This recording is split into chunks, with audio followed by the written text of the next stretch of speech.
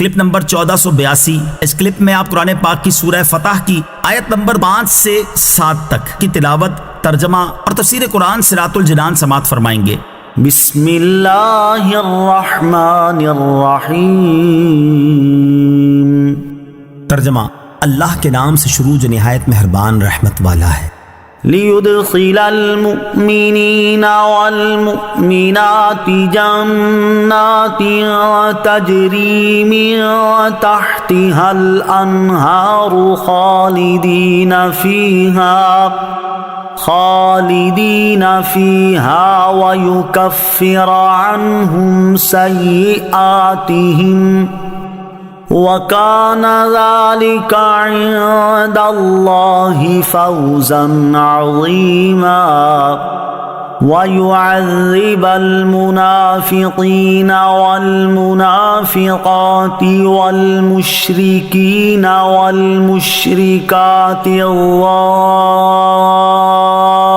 الظانين بالله ظن السوء عليهم دائرة السوء وغضب الله عليهم ولعنهم وأعد لهم جهنم وساءت مصيرا۔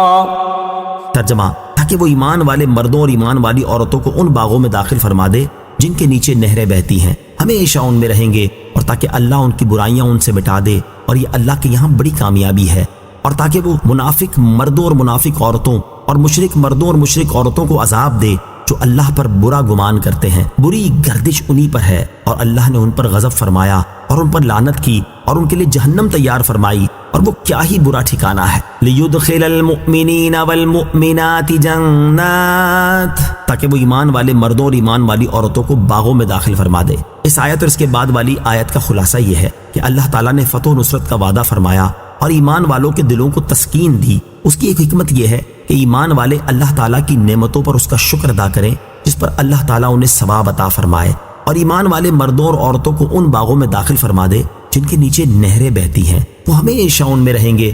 دوسری حکمت یہ ہے کہ جنت میں داخل ہونے سے پہلے اللہ تعالیٰ ایمان والوں کے ان گناہوں کو مٹا دے جو ان سے سرزد ہوئے، تاکہ وہ گناہوں سے پاک اور صاف ہو کر جنت میں داخل ہوں۔ اور یہ جنت میں داخل کیا جانا اور برائیوں کا مٹا دیا جانا اللہ تعالیٰ کے یہاں بڑی کامیابی ہے۔ تیسری حکمت یہ ہے کہ اللہ تعالیٰ مدینہ منورہ کے منافق مردوں اور منافقہ عورتوں کو اور مکہ مکرمہ کے مشرک مردوں اور مشرکہ عورتوں کو ان کے باطنی اور ظاہری کفر کی وجہ سے عذاب دے جو اللہ تعالیٰ پر برا گمان کرتے ہیں کہ وہ اپنے رسول دو عالم کے سردار محمد مصطفیٰ صلی اللہ علیہ وسلم اور ان پر ایمان لانے والوں کی مدد نہ فرمائے گا۔ ان کے برے گمان کا وبال عذاب اور ہلاکت کی صورت میں انہی پر ہے، اور اللہ تعالیٰ نے ان پر غضب فرمایا اور ان پر لعنت کی، اور آخرت میں ان کے لیے جہنم تیار فرمائی، اور جہنم کیا ہی برا ٹھکانہ ہے۔ وَلِلَّهِ جُنُودُ السَّمَاوَاتِ وَالْأَرْضِ وَكَانَ اللَّهُ عَزِيزًا حَكِيمًا۔ ترجمہ، اور آسمانوں اور زمین کے سب لشکر اللہ ہی کی ملکیت میں ہیں، اور اللہ عزت والا حکمت والا ہے۔